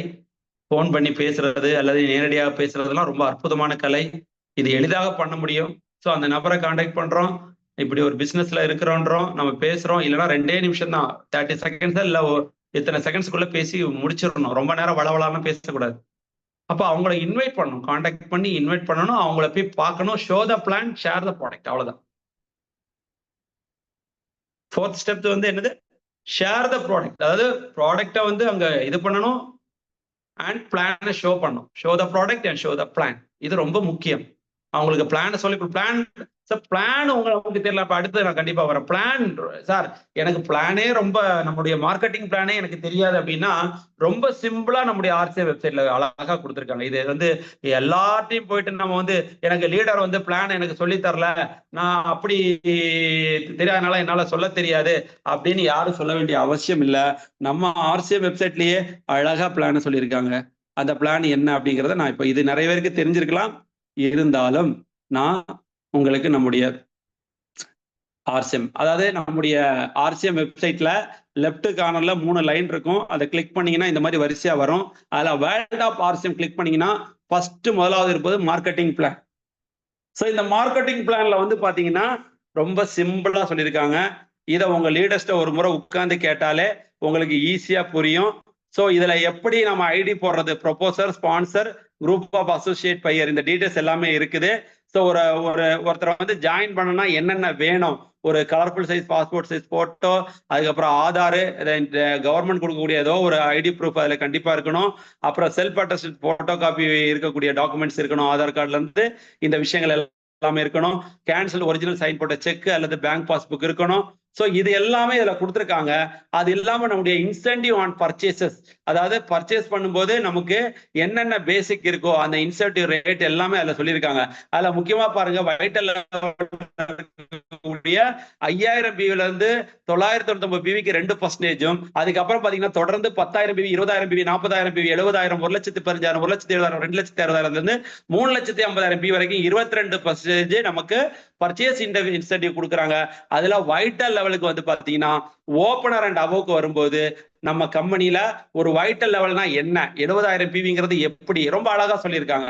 டோட்டல் பிவில 70,000 பிவில இன்க்ளூடிங் பிவி, பி லெக்ல 20,000 பிவி வரணும்.